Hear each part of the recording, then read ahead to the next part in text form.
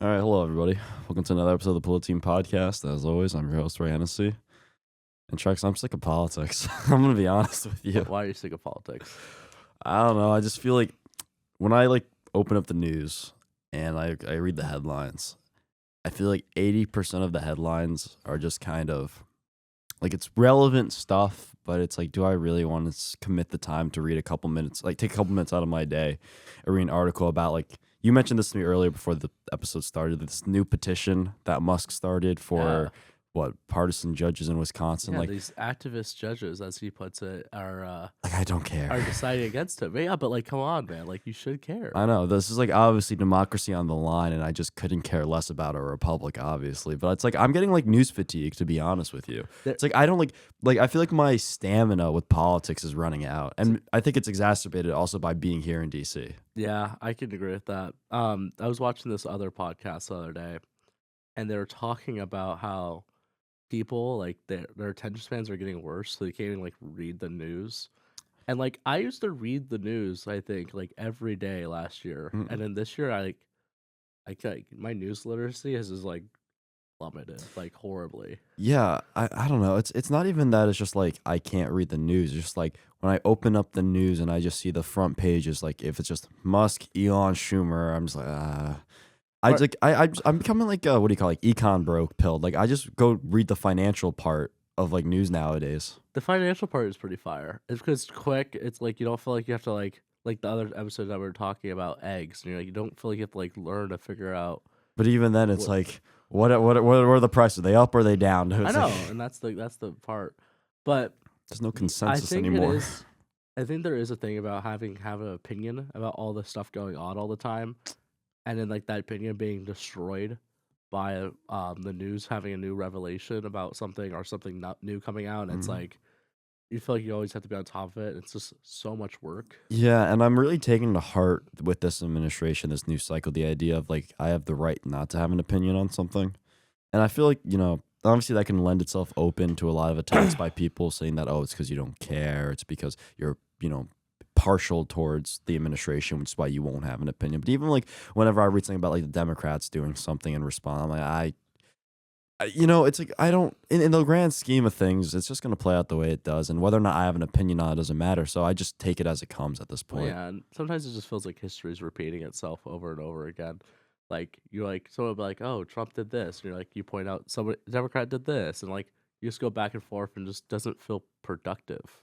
No, it doesn't feel productive, but also it's literally like anger farming. Yeah, Anger farming. I think that's what it is. It's you want to read the news that caters to your confirmation bias to prove that oh yeah, see this side is terrible, but the more you do it, the more you realize like actually everything that both sides does is complete brain rot, and that the stage of our politics is absolutely, I think, at like an all-time low.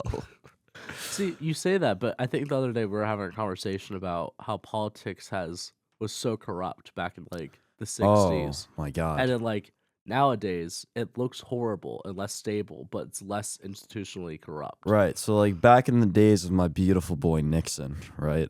It turns out that when you read a lot of declassified documents, there was like a metric ton of corruption and like really what should be scandals behind closed doors.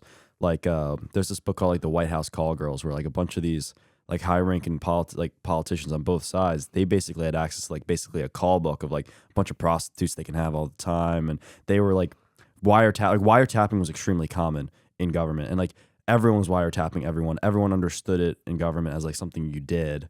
And it was just like this weird thing where it's like both sides agreed to keep this facade of civility and like well-kempt politicians together, like to the masses, but then behind the scenes they understood it was a dirty game.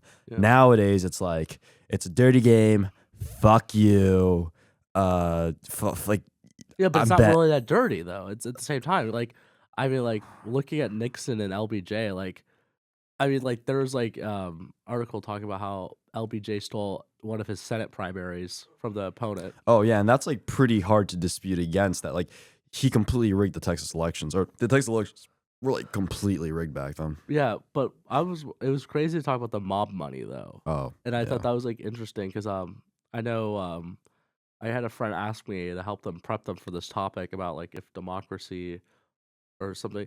It's for the not the Ox, but the Union Oh, the Society. Washington Union. Yeah. What's the next topic? Whether or not the age of democracy was coming to an end. Yeah, and he was like asked me to send him like some prepped questions about that. And I was like, I don't know. Like, I feel like democracy might feel like it's on a decline.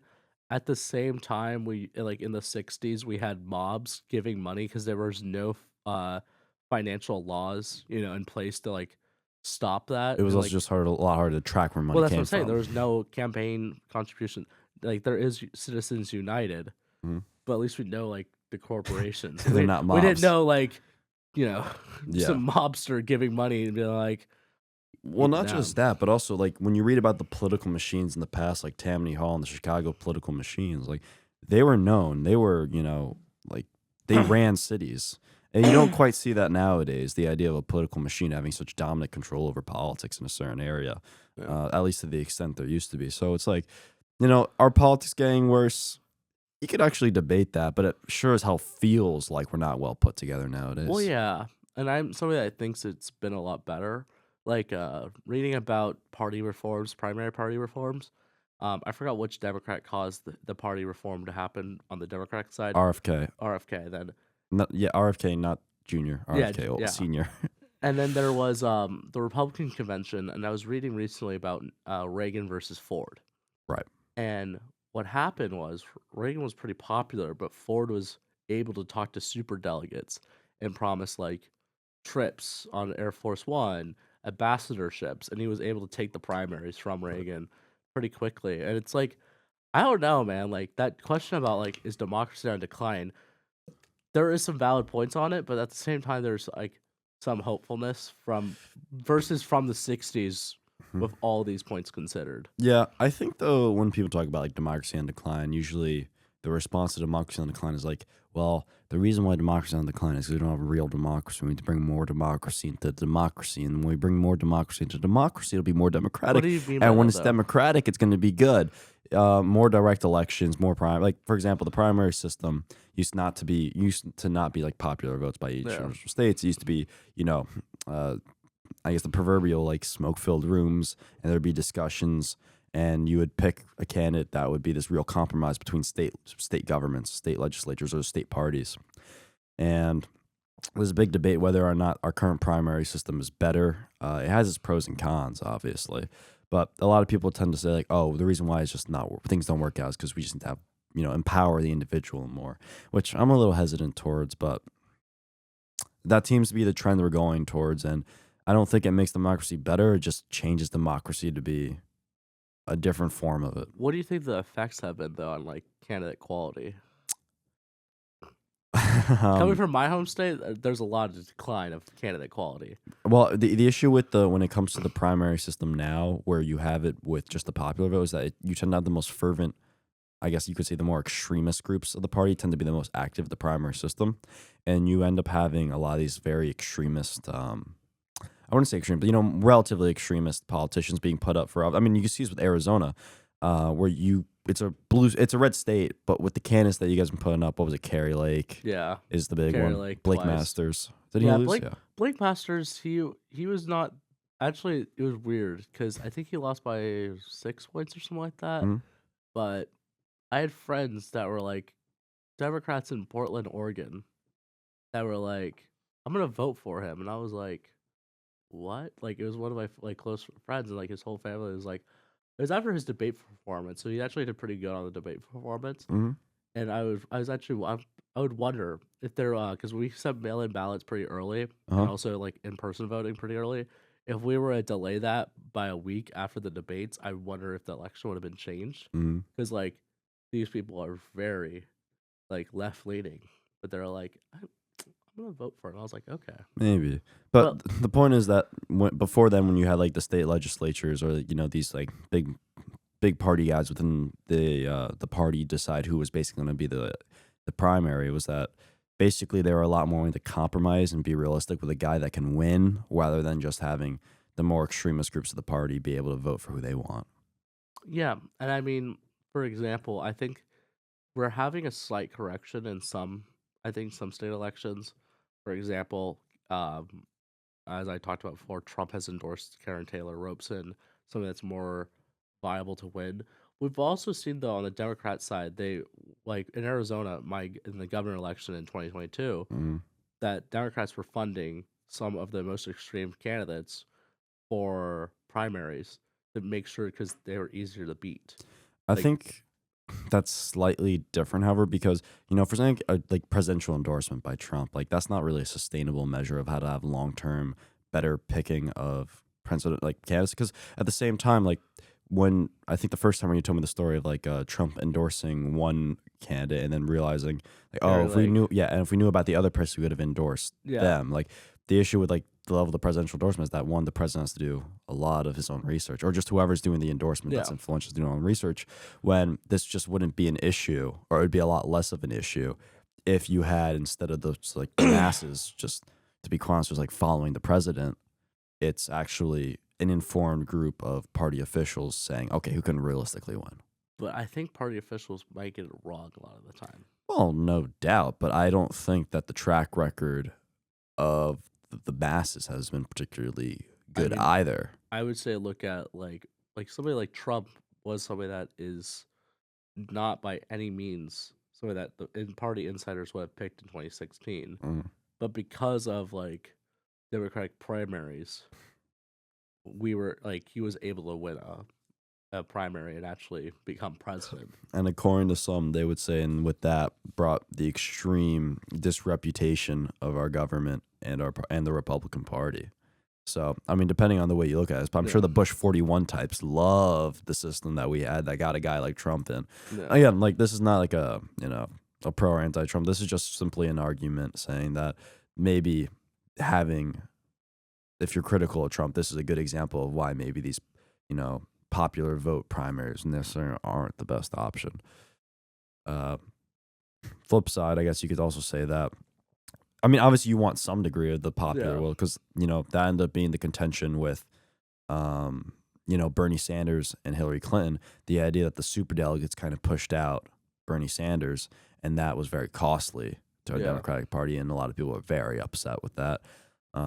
Then there's also the whole debacle over Kamala Harris, whether or not she's a legitimate candidate because she went through the process. Like it's a debate with no end. Yeah.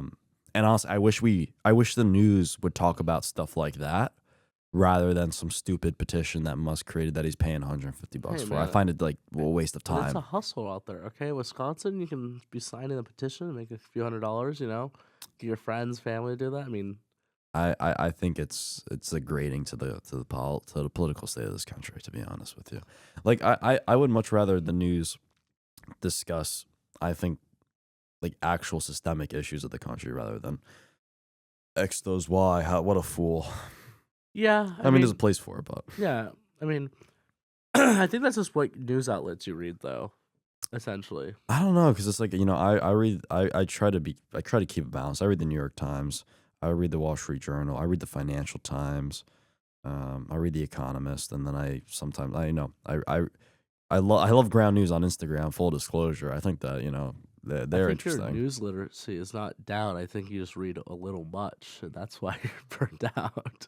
Oh, it's not like it's not that. I mean, it's like I keep on my laptop with me. Like I have a folder of news, and it's like my top like 10 favorite news sites. I don't go through every single one of them, but it's like let's say I'm waiting for a class to begin or something, and I just open it up and I'll just quickly scroll through. If anything catches my eye, I'll bookmark it and I'll like read it later. Oh, I do that a lot. But it Yeah. just seems like what I end up bookmarking as a percentage of what I like look at is like drastically gone down over the time. Yeah. Because I'm just like, why is this boring? Like very like there's very less frequently now. There's like an article that I think is like actually really interesting because it has actually something real to contribute more than just X's or Yeah.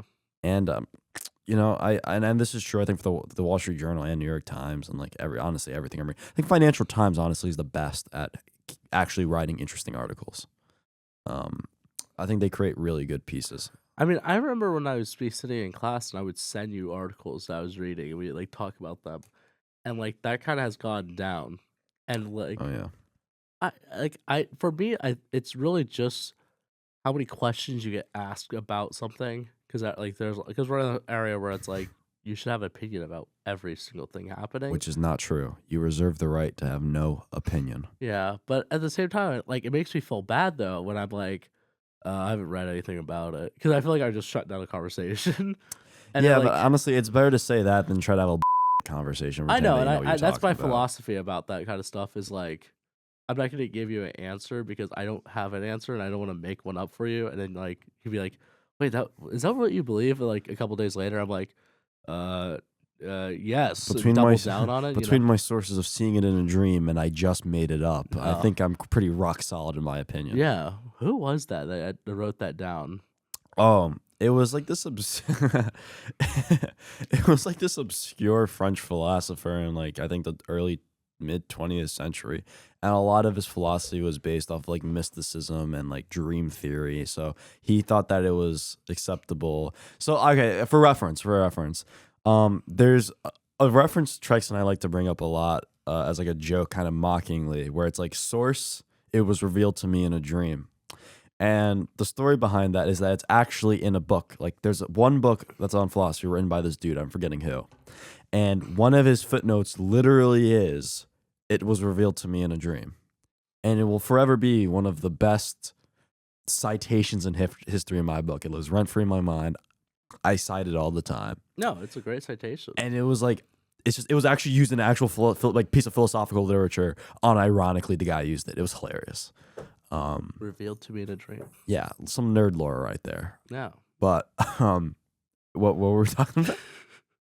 Oh yeah, like shutting up when we just don't have an opinion. Yeah. Or we don't know. And like, I stood by that. I mean, I talked to you about that in Arizona, where it's like, I forgot who revealed that to me in a dream, but it was some guy I was watching, and it was like, they're like, what? Well, how did you become this way? And the guy's like, I don't know, and I'm not gonna like try to. They're like, what do you mean? They're like, well, I could give you an answer that it was like I was raised this way, or it was this, or I could just tell you it's just is. Yeah.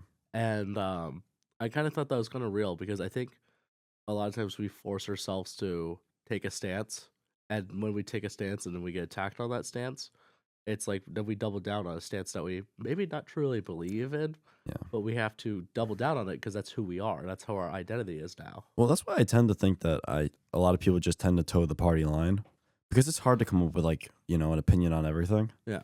So it's like, oh, well, I genuinely agree with the Republican Party. So I guess it'll just be easier. And it's probably right if I just agree with the Republican Party on Ukraine. Yeah. Or I just agree with the Republican Party on Medicaid. It's like, no, Yeah. that's really like no rational human being agrees with an entire platform. Like, I think honestly, everyone has their own gripes with like any platform. You're an individual. You have your own nuances to your politics. Like, I do not align with the Republican platform in many, many ways. And I know. But yeah. And it's interesting because like I used to when I was doing debate and that required me to be really like on top of a lot of news. I used to be like, how could you assume people's politics from their political affiliation? Like, oh, you're Republicans, you'd say this, this, this, and you agree on this, and you're a Democrat, you agree on all these things. And then as I've gotten to this point in my life, I'm like, oh, I see why, because people do just toe the line. yeah, they're like, I can't make an opinion on Trump's foreign policy in Asia and Africa at the same time because I'm not read up on that, and like I can't also tell you about his housing policies in Nevada. It's like God bless you, Miles. God bless you, Miles. our producer, Our producer back there is sneezing right now, yeah, very rudely interrupting our show. yeah. And that's the thing. I think that's like that's the problem is it's just there is too much, and especially with Trump. What's going on with Trump and like how the news reacts to it, and the energy quotation marks with him. It does feel like there's so much you have to read up about because there's like I just like before this episode I was like, oh, let's see what Trump's done this last week. Mm-hmm. And CNN has a tab on this, and it's like you're like, oh. Yeah. Well, it's also tough because it's like, realistically, I can't be an expert in every single thing Trump has done. I can't be an expert on every single department of this government and every single, thing that the government does. The best I can do is get a good understanding of certain things. So it's like, most likely if you're very passionate about, if you're very passionate about, for example, the Department of Education, and let's say I'm not very passionate. Let's say instead I'm very passionate about housing policy, right? Yeah. We're going to be focusing and learning about two different things. And then when we talk to each other, most likely we're going to talk past each other because you're going to be like, look what he's done about this, this, and this. And I'm going to say, well, look what he's done about this, this, and this. And we're not actually getting anywhere. I wish, I could have my news filtered to my niche topics, and be like, this is my niche topic. Give AI a little bit. Give it AI a little bit of time. Because no, like it is like interesting. Like there's places, like there's things where I'm like I just sit down and friends are like, what do you think about this? And I'm like, it's a great question. You should tell me what I should think. Honestly, and then maybe I won't believe you. Even though show me your bias. Maybe I'm uninformed, but I'm just not gonna believe you on my uninformed opinion. Well, I mean that's the thing. It's like you have also the right to reserve your skepticism. Yeah. I mean, you can be the most well-read person in the world and still be skeptical when presented with new information, or not well-read at all. I mean, it's up to you eventually. Like, honestly, that's why you have these conversations. Let's say you bring up something, I'm like, I don't know if I believe that. I go home, I look it up. Now I'm informed about it, but it's also just like, it's honestly, that's how conducive to good learning. Yeah. Speaking of good learning, something I talked about earlier, and this is a hard transition, but whatever. Let's hear it. Political books. What books did you read in high school? Like in any degree political? So high school was kind of rough. I don't think I read. Really? No, like okay, so like so the great state of Arizona. No, but like were you not like even assigned books to read for like school? No, like let me explain. Is that what Arizona does out there? No. Do you guys do books? So freshman year, I was in like normal English class. He gave us our own. He didn't have a book assignment. What he would have you do is pick a book from the library and read it, and like you would quiz yourself. Not quiz. He'd give you a quiz and be like, "Tell me about like your chapters for this and this." It was pretty fire. I actually read a lot then because I was this librarian. Thankfully for him, he got me into reading for a lot of things. What year was this? So, freshman year. Freshman year, okay. Sophomore year, COVID happened. I spent the whole summer reading this one book for honors classes, and then I took online school for COVID. And they're like, "Oh, if you're taking the online classes, you don't read this book." So I had like this whole 150 question document answered about this book. What book was it? It was Greek mythology. I'd have to figure that out. It was some Greek mythology book. Was it like a nonfiction book? Yeah. No. Yes, but because it was Greek mythology, but it wasn't like Percy Jackson. That's what I was trying to get at, it was like it was talking about the stories of different. No, not Odysseus. No, I can't think of the name, but I had this book, and then they're like, no, and I was it the myth of Oedipus? Or not the Oedipus maybe tragedy or something like that. Something like that. And so I just gave the questions to a friend that barely read the book, and then I read Hiroshima. Okay. That was a great book because it was online school. Came back, read Siddhartha. Have you read that one before? No, but it's a great book. I feel like that. Like I've heard the book just being called Siddhartha. Yeah, it's really great. After that, Great Gatsby. Really? No, I didn't touch because the problem was I didn't stick with the honors program because some of the honors programs were horrible. I should have taken AP American History instead of honors, because there's some great ratings there. The one interesting thing, I don't know if I've sent this to you. I think it's probably outdated, but I had to write a 20-page manifesto of my political beliefs to these questions. That, yeah.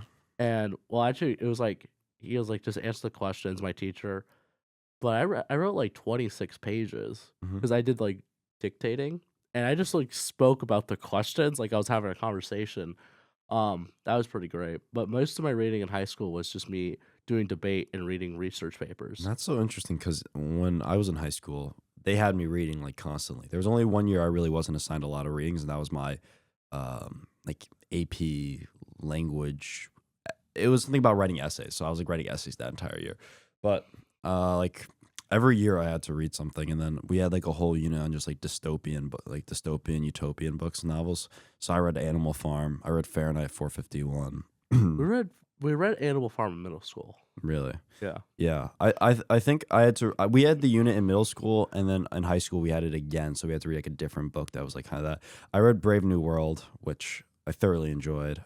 Honestly, like when everyone's like, "Oh, literally 1984," I cringe out. Like I think Brave New World is objectively the better version of the future like dystopia that we're gonna live in. I'm gonna have to read it. I think it's just objectively more true and more coming to reality. Where like Brave New World is kind of like 1984 is like this kind of obvious in your face repression, brainwashing, Big Brother watches, which is kind of like, the NSA state stuff like that. But Brave New World is kind of like you will have no real roots. You will enjoy like meaningless sex and food and drugs, and you will be happy and you won't ask questions. And that's kind of like science has gotten to the point where you could genetically like engineer the humans to certain caste levels to do their job and their role in society. And yeah, it's like no one thinks that like there's no family structure. Everyone just kind of you pop a joy, you feel good, you go out on a date, you have you do your thing with, and then it's just like you go back to work, and it's just like no one thinks critically. And I think that's like a much more realistic world as we keep moving forward. But yeah, so I had to read that. Then when I was a senior, no, when I was a junior, I had to read college, but when I was a senior, I took AP Literature, and I had to read like a crap ton. I read Heart of Darkness by Joseph Conrad, which was good. Actually, one of my favorite books. And what are you laughing about over there? No, because you know why? It's because it was also No, no, I'm from Arizona, 49th. no. It's one of my favorites because the movie Apocalypse Now. It's like the Vietnam movie where they gotta get like okay, so it's like Apocalypse Now is like this famous like Vietnam based like war movie with Martin Sheen. Yeah, and Marlon Brando. And I didn't know that movie is like basically based off of Heart of Darkness at all. And so when I was like, whoa, like that's crazy. That was my first time really understanding like new media getting influenced by old media, kind of like recycled, but also like new at the same time. So like there's this really cool like spark in my head, but also I think like it's just a very like somber book, but it was really well written in the sense it was like constantly mystical, not mystical, but like the fogginess of the book is what made it very appealing. If that makes sense. I'm trying to think of books I read. I'm just like blanking. And then we had to read Moby Dick, and Moby Dick is terrible. Hated Moby Dick. Despised Moby Dick. Maybe, I don't know. I hated Moby Dick. That was a terrible book to read. That, and then we had to read Frankenstein, which is pretty good. I got out of reading Frankenstein, and I feel bad about that, but at the same time, it was like, I heard it's just not a good book. It was alright. I got out of reading it because I took the online classes, honor classes, and it was like, oh, you read from this set of books, and that's why I read the Hiroshima book instead. Oh, that's interesting. And then it kind of messed me up though, because like a lot of like tests, like state testing and like SATs, there was references to Frankenstein that I like heard it would help you if you had some more context. No, it's really interesting like talking to other people about what they did in high school, educational wise, and it makes me realize how New Jersey's education is actually really good compared to the rest of the country.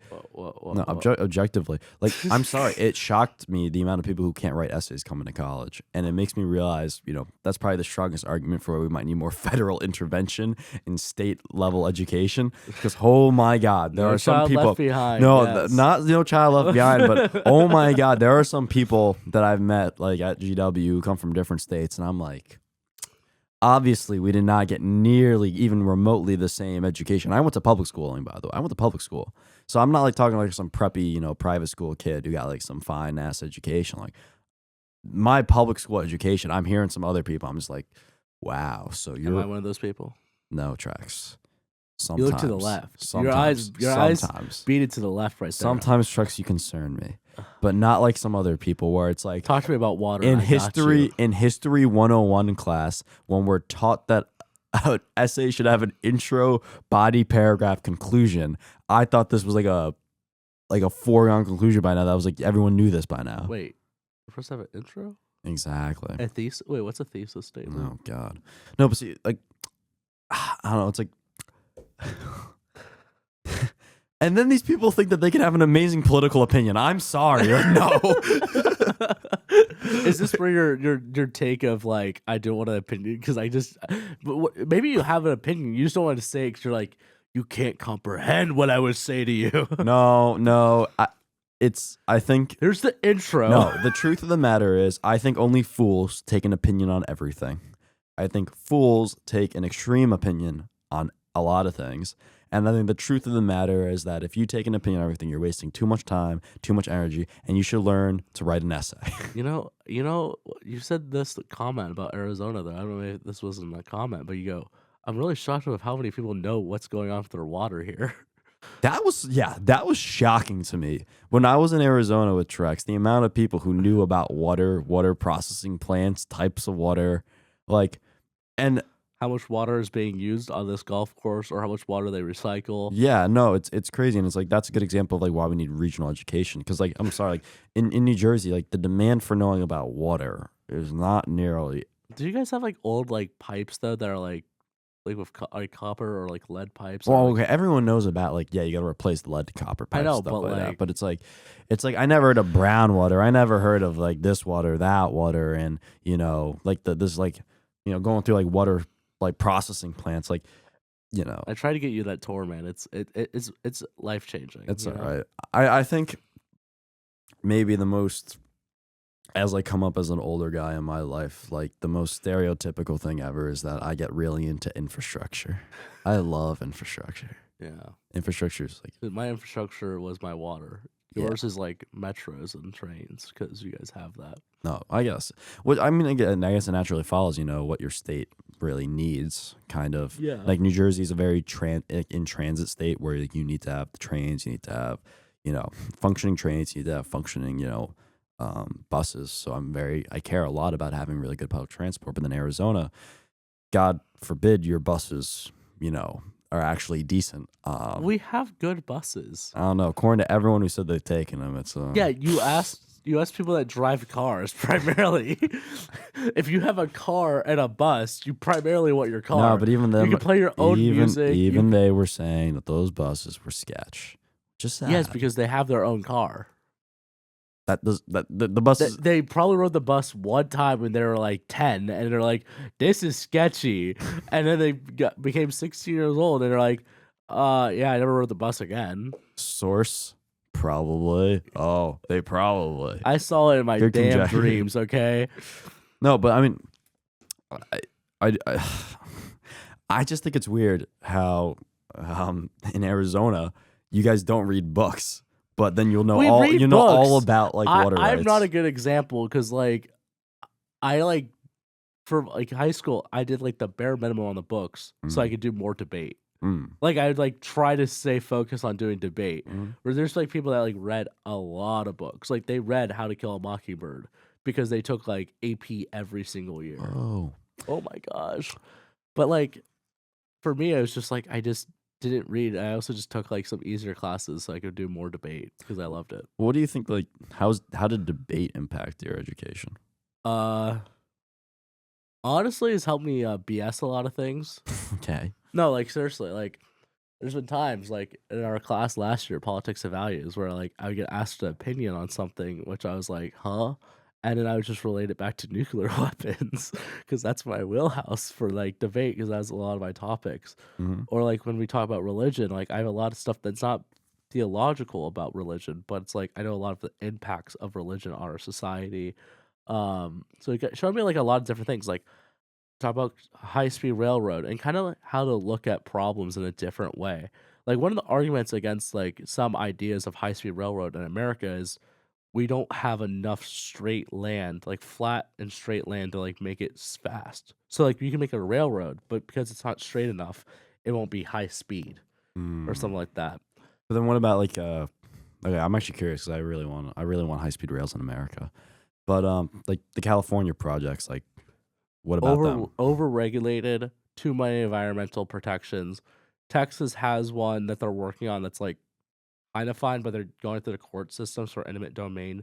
Florida has a short one that is actually underregulated, well, not in a bad way, but they're able to make a profit and like actually kind of be expanding them. And this is a high-speed rail one? I've never heard of this in Florida. I don't think it's high speed rail. What is it? It's just rail. It's just rail. I mean, at that point, it's like Like just they rail are working everywhere. on public infrastructure, but like Texas was doing a project, and Texas has been slow to do it because they're using eminent domain, and they're getting a lot of fights against that because it takes a while because you have to like go through a bunch of neighborhoods, and a lot of land is owned in Texas. Yeah, it seems tough. And then I read a thing where it was like a big reason why we don't have a lot of high-speed rails because we were an early adapter of the railroads. Yeah. So because of a lot of our infrastructure, especially like more than just the rail size, but the bridges that we created to actually funnel these trains and the tunnels, we have it at a size where it's like we actually can't expand outwards to have these high-speed rail capacity, where it's literally just our infrastructure is too old, and like it would take, like especially in the Northeast where there's a lot of, the Northeast is really well connected via rail, but we don't have a lot of really good high-speed rails. We have the Acela, but the Acela has large swaths where they have to slow down. This has a lot of parts where they basically have to go at a regular speed I love rail. this Stella though.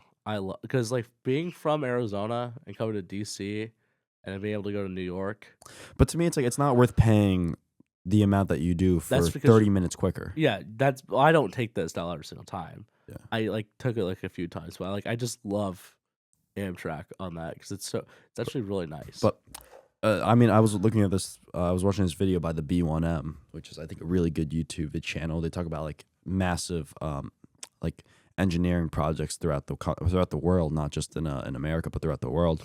And they're talking about how in the Northeast they have to like basically redo this tunnel that was built like 150 years ago during like the beginning of rail, and that this tunnel is basically, if it goes out, like if this tunnel basically goes defunct, that's like costs America like $100 million a day. Basically, like so much money is reliant on the infrastructure that goes like on rail, and yet it's criminally like under repaired, it's criminally underkept, but also it's really hard to actually upgrade it in the sense that it's like we don't need to, but goddamn, it would be nice to have it. And it's criminally underguarded.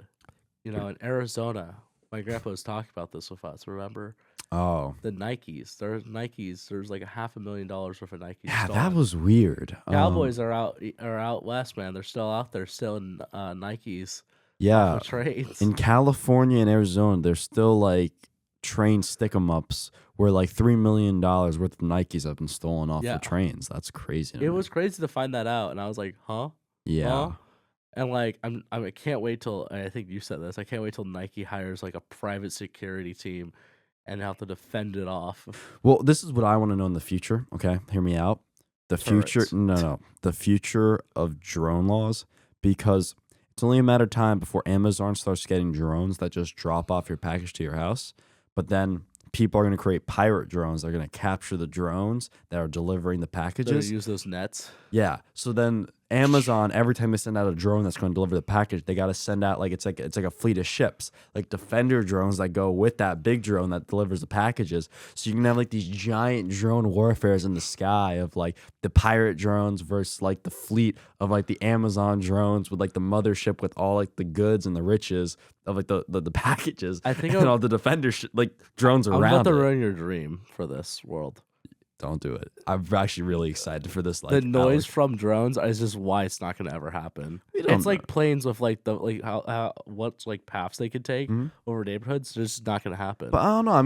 I mean, I could be wrong, but I feel like I've been around some drones. Some of them get real quiet. Like yeah, they might get quiet, but imagine like 20 of them. Because how many packages go through like a neighborhood in one day? I think it's a matter of tolerance, because at the same time though, it's like if you live in the city, you hear the train tracks rumbling by. It's like people learn to like be used to it. It's a matter of like just what people are used to and tolerant of. But I don't think it's gonna happen in the cities. Like, how would a drone be? I guess you could get it right to your window. You open up your window. That would be meta, but meta. That's Amazon, bro. No, I mean, okay. Well, maybe not, in the cities. I don't know how the cities work out, but in the suburbs, it could definitely be a very feasible thing. I think. I just feel like it might be annoying. Also, it might feel so dystopian.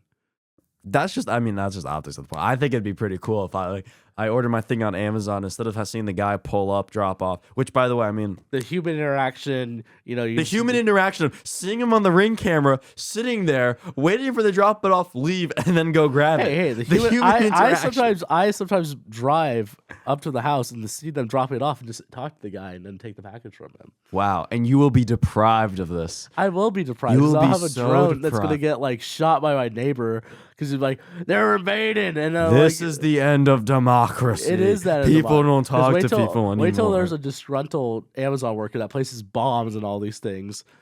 It's game over, Ray. It's game over. Okay, we cannot let the Amazon drone happen. Well, if you want, you just have like an IED around your house at all times. It just makes it go dead. You mean an EMP? EMP, yeah. Oh, yeah. An EMP. It's like a constant EMP like around your mouth. It's like I just blow up my house. You know, It works for some people. well, have you seen around campus? There's like what? No, not the IED, obviously. There's like that. Have you seen around certain universities? There's that one like there's that thing on wheels that you can order something and it like Yes. rolls and it goes on and Yeah. they put eyes in front because it makes it look more cute. Like you won't want to beat it up as much. Yeah. Could be the move. No, I have friends at oh god, we're becoming the ASU podcast. That one guy with the ASU podcast. Oh, you haven't seen him? He's funny. Not a good podcast. Likewise. No. Sorry, it's so funny. No, but like one of my friends that goes to ASU, they just bully the shit out of those things. Like they'll like pick them up, they'll put them on like they'll like have a few people pick them up, put them on like a table, and it'll sense the edges on the table, so it'll like won't go, or sometimes it'll just like and like fall off. They like get bullied, dude. See, that's all fun and games until the eventual AI revolution, and they will all be remembered for their The god crimes. AI, as someone Oh, put do it. you say thank you to ChatGPT when you're done I using it? do. Of course you do. I go, can you please? I Oh, have you're better such a response. goober. No, I, it just teaches me manners to double check myself when I'm texting people.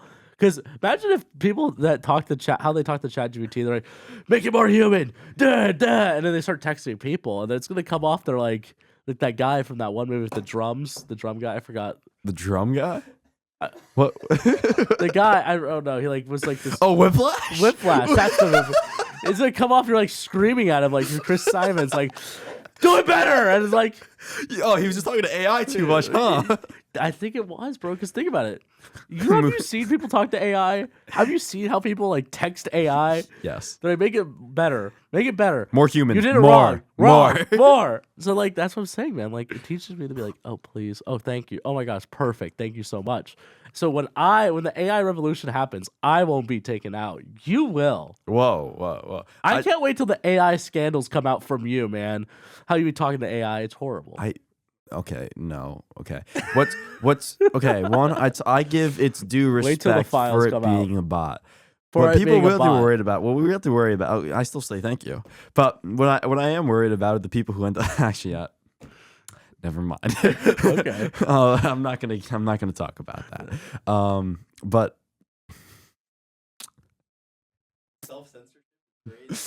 no, He just want to say something bad. I was gonna, no, I was gonna listen to talk. I was gonna talk podcasts. about like one like those AI that's like specially configured around like a certain personality, and like you talk to You mean those, the girlfriend AIs? like stuff like that. Dude, like those are crazy. those Those are crazy. worry me.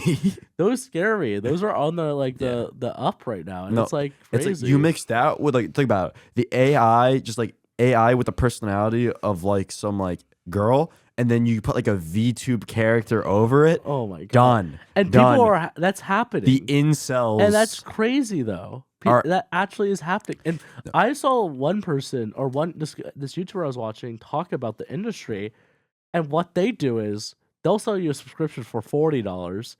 They buy you a ChatGPT subscription for $20. They put the settings into it and then give you the AI. And this industry is like crazily growing. Like, you know when everyone's like talking about like fossil water being used to cool computers for ChatGPT, the energy crisis? It could just be from a bunch of people having AI girlfriends, man. And this is the fall of democracy. It has never been a better time to be a loser in this world. It has never been better. Losers have never won as much as they do now, and it concerns me. And I 'Cause you're a no, winner. 'cause no. As a winner myself, yes. No, but just could you imagine where it's like, hey, you want to go out bowling with us later tonight? Oh, I don't know. I have to talk to my girlfriend She later doesn't go tonight. here. Yeah, she doesn't go here. Yeah, Mikasa. She's not in this metaverse. Yeah, no. Hold on. Let me just ask her if it's okay. Pulls out his phone instead of going to messages. Opens up like the Mikasa AI app. And says, hey, babe, do you mind if I go out bowling tonight? Like, Have a great time. and then eventually when they start getting like implanted with like ads and like addiction software, where she's like, no, babe, we are gonna go home and you're gonna buy this on Amazon Prime and we're gonna watch this movie tonight. Babe, can we go on an AMC date after you take me to Starbucks and you buy us both a drink? Yeah. And then, babe, can we go to like I don't know. It's gonna get bad. It's gonna get I have ugly. this discount code you could use. So you know what we should do? This might be a good national holiday. Once a Spend year. your day with AI girlfriend. No. Once a year, just the entire power grid goes off, except for like hospitals and places that really need it. Just the power grid turns off, and you got to go outside and touch some grass. That's when I have my emergency generator for my girlfriend and keep her on our line. Invest a shit ton of generators for that one day. Oh my god! Well, don't you know it's like there's a correlation between like long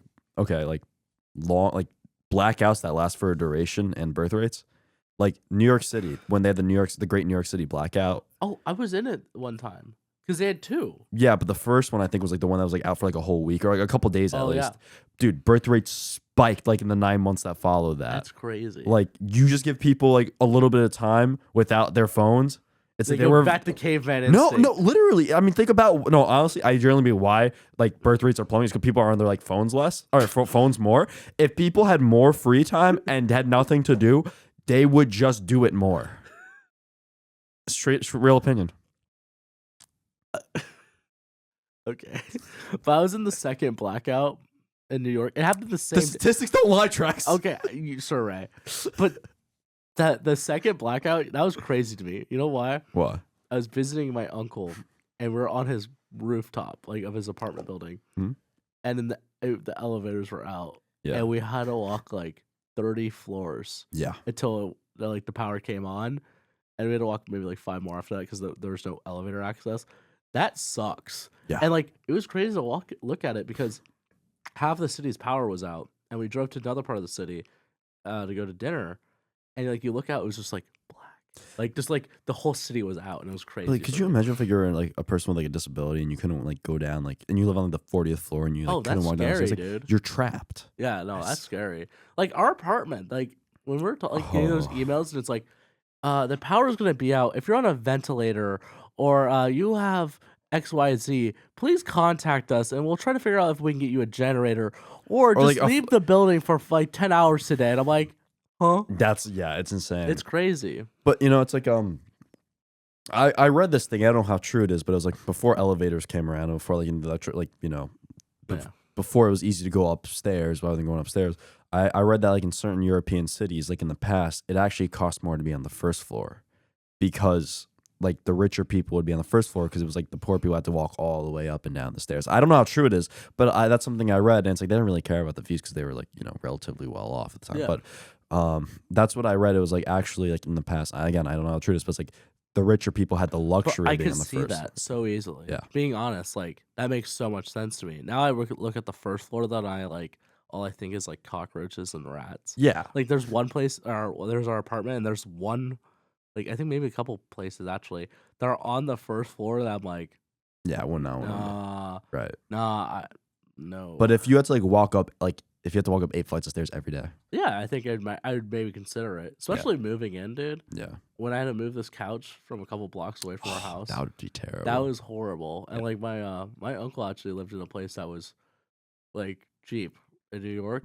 This was when he was just starting out. And dude, he had to move a couch up multiple flights of stairs, and I was like, this just looks horrible. Well, I used to see like how they used to do in like these old ancient cities was that they would have like these big windows, and there was like over the window there was this thing that would pop out, and they would tie a rope to the window thing, and they would drag it up and then bring it through the window. And I still see this in some European countries that they have like services where And you can Middle do- East. And yeah, Middle and East. it's like that's so nice. Yeah, I mean Like, that's how I it used to mess be with that. done. I mess with that so hard, dude. Life before freight elevators. Fuck. I mess with that. That's like fun. And like when you see like the piano. Oh my gosh, I remember like a clip on the YouTube where like someone was moving a piano and The it just comically grand piano. yeah, like it's like hanging really nice above the piano door. going to this like really nice apartment and just falls and it's like that was that's why we need those. We need more of those YouTube clips to happen, you know? That's some Looney Tune stuff. No, right not there. like hitting people, just like falling. Like yeah, nah. it's kind of funny to watch people be like, oh no, you know? Oh, I'm saying crazy things now. Okay. All right, guys. Thank you for listening to another episode of the Bullet Team Podcast.